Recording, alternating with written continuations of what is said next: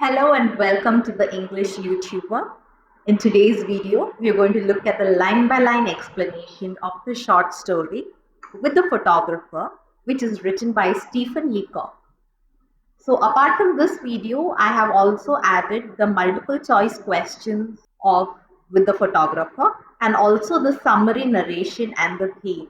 So if you haven't watched, please do watch that as well. Let's begin. So in this story, there's a protagonist who wants his photograph taken, and then there is a photographer. I want my photograph taken. So if you see here in the beginning, there is a demand. The photographer looked at me without enthusiasm. This was his reaction. He seemed least interested. He was a drooping man. So drooping is a little bit of a hunchback, in a grey suit with the dim eye of a natural scientist. But there is no need to describe him. Everybody knows what a photographer is like. So he's saying his appearance is just like any other photographer. Sit there, he said, and wait. I waited an hour. I read the Ladies' Companion for 1912, the Girls' Magazine for 1902, and the Infant's Journal for 1888. I began to see that I had done an unwarrantable thing in breaking in on the privacy of this man's scientific pursuits with a face like mine. Okay, so to while away his time or to keep himself occupied, he read journals and magazines. But then he started to feel that he had done an unwarrantable thing by breaking into the privacy of this man's pursuit with a face like a mine. So here itself you see that the person, the protagonist, has a negative self-esteem about himself. So he knows about his appearance that he does not look too good. After an hour, the photographer opened the inner door. Come in, he said severely. So this photographer doesn't seem like someone who's very welcoming, but someone who's stern and maybe even rude. Because he said, sit there and wait. I went into the studio. Sit down, said the photographer. I sat down in a beam of sunlight filtered through a sheet of factory cotton hung against a frosted sunlight. Okay, so there was a beam of sunlight that was coming in through a sheet of cloth that was hung against a maybe window. The photographer rolled the machine into the middle of the room and crawled into it from behind. He was only in it a second, just time enough for one look at me, and then he was out again, tearing at the cotton sheet and the window panes with a hooked stick, apparently frantic for light and air. So he wanted brightness and air. Therefore, he started removing the cotton sheet from the window panes. Then he crawled back into the machine again and drew a little black cloth over himself. This time he was very quiet in there. I knew that he was praying and I kept still. So the photographer is in his zone and he's trying to find a pleasing pose for the photograph to be taken. When the photographer came out at last, he looked very grave and shook his head. So he did not look pleased. The face is quite wrong, he said.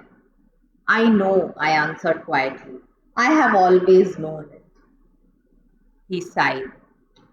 I think, he said, the face would be 3/4 full. So he gives him a pose and says, if your face is moved 3/4 full, then it would be better. I'm sure it would, I said enthusiastically, for I was glad to find that the man had such a human side to him. So, until now he felt that the man was stony, rude, and unkind. But now he thought, oh, after all, maybe he does have some emotions in him and a human side. So would yours. In fact, I continued. How many faces one see that are apparently hard, narrow, limited? So he saying, even your face is like this. Hard, narrow, limited. But the minute you get them three quarters full, they get wide, large, almost boundless in. And he's speaking, and he realized that the photographer has stopped to listen to him. He's not paying attention to what the protagonist is saying. He came over and took my head in his hands and twisted it sideways. So many times photographers do this, right? They adjust our pose to get the most pleasing angle. I thought he meant to kiss me and I closed my eyes, but I was wrong. So the photographer did not want to kiss him, but he was trying to find a flattering angle. Okay. He twisted my face as far as it would go and then stood looking at it. He sighed again. I don't like the head, he said. This photographer is really frank. Then he went back to the machine and took another look. Open the mouth a little, he said. I started to do so. Close it, he added quickly. Then he looked again. The ears are bad, he said. Droop them a little bit. Thank you. Now the eyes. Roll them under the lids. Put the hands on the knees, please. And turn the face just a little upward. Yes, that's better. Now just expand the lungs. So, and hump the neck. That's it. And just contract the waist. Ha! And twist the hip up towards the elbows. Now, I still don't quite like the face. It's just a trifle too full, but he's trying to alter his expressions and pose so much. So here the protagonist is humiliated by the brutal honesty of the photographer. Let's see what happens next. I swung myself round on the stool. Stop, I said with emotion, but I think with dignity. So he had a lot of negative self-esteem issues and he knew about his appearance. But he said, enough is enough. Now I can't take it anymore. This face is my face. It's not yours, it is mine. I have lived in it for 40 years and I know its faults. I know it is out of drawing. I know it wasn't made for me, but it's my face, the only one I have. So here the protagonist is showing acceptance of his appearance, saying, I know this, but I have no problem. I have accepted it. I was conscious of a break in my voice, but I went on. Such as it is, I have learned to love it. So, self-love. And this is my mouth, not yours. These ears are mine. And if your machine is too narrow, here, I started to rise from the seat. Snick! The photographer had pulled a string and the photograph taken. I could see the machine still staggering from the shock. So just as he was about to leave and saying, I had enough. Now, if you cannot take a picture of mine and accept who I am, then I am going to leave. But by then, the photographer took the picture. And I could see the machine staggering from the shock. So here, anthropomorphism is done, where the author has put a lifelike human trait in a non-living thing. I think, said the photographer, pursing his lips in a pleased smile, that I caught the features just in a moment of animation. So now the photographer, he seems pleased with the photo that was taken. So I said bitingly, features, huh? You didn't think I could animate them, I suppose. But let me see the picture. So he's saying, oh, you think I cannot animate myself enough? Oh, there's nothing to see yet, he said. I have to develop the negatives first. So you can't see the picture immediately. You will have to wait. Come back on Saturday and I'll let you see a proof of it. So, protagonist left and returned on a Saturday. The photographer beckoned me in. So, beckoned is gestures. Saying, come. I thought he seemed quieter and graver than before. So if you see here, there is a change in behavior.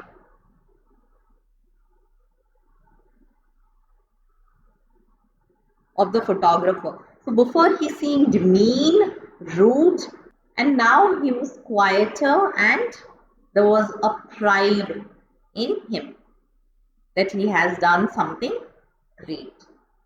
He unfolded the proof of a large photograph, and we both looked at it in silence. Is it me? I asked. So, why did protagonist ask, is it me? Why? Because the photo was heavily retouched. So, this could be a long question. Yes, he said quietly, it is you. And we went on looking at it. The eyes, I said hesitantly, don't look very much like mine. So he's saying his eyes, they don't seem like they are mine. Oh no, he answered. I have retouched them.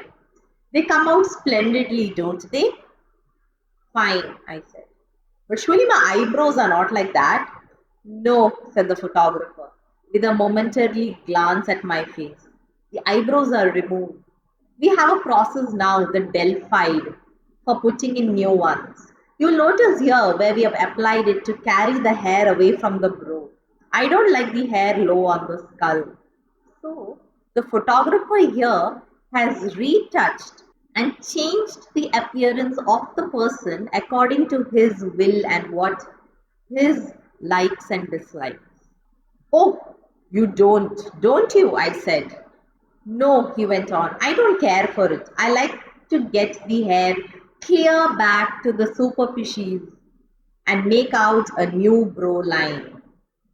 So he's saying, I like to get the hair back to the surface and I have made out a new brow line. What about the mouth? I said with a bitterness that was lost on the photograph. Is that mine?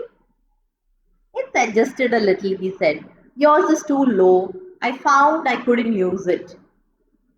So here the photographer isn't appreciating him for his true appearance but wants to change it.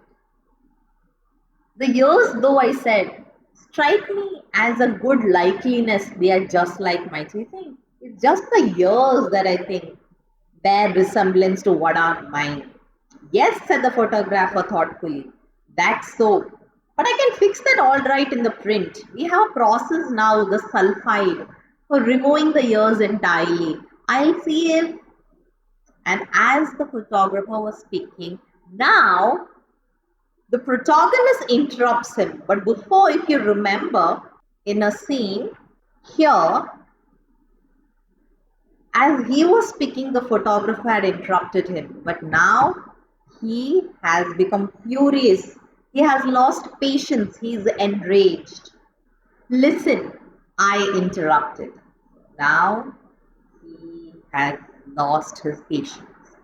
Drawing myself up and animating my features because he said, that I could not see you animate your features. So he was animating his features to their full extent and speaking with a withering scorn that should have blasted the man on the spot. Listen, I came here for a photograph, a picture, something which would have looked like me. I wanted something that would depict my face as heaven gave it to me.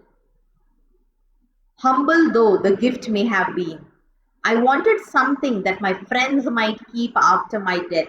So he wanted to have a keepsake for his friends, something to remember him by after his death, to reconcile them to my loss. It seems that I was mistaken. What I wanted is no longer done. Go on then with your brutal work. Take your negative or whatever you call it, dip it in sulfide, bromide, oxide, cowhide, anything you like. Remove the eyes, correct the mouth, adjust the face, restore the lips, reanimate the necktie, and reconstruct the waistcoat. Coat it with an inch of gloss, shade it, emboss it, glid it, till even you acknowledge that it is finished. Then, when you have done all that, keep it for yourself and your friends. They may value it because I no longer value it. To me, it is but a worthless bauble. So, bauble means a piece of cheap ornament. If you know, on the Christmas tree, we put a round ornament, right? So that's a bauble. So you think it's just like a worthless bauble to me, it doesn't. It isn't of any value to me. I broke into tears and left.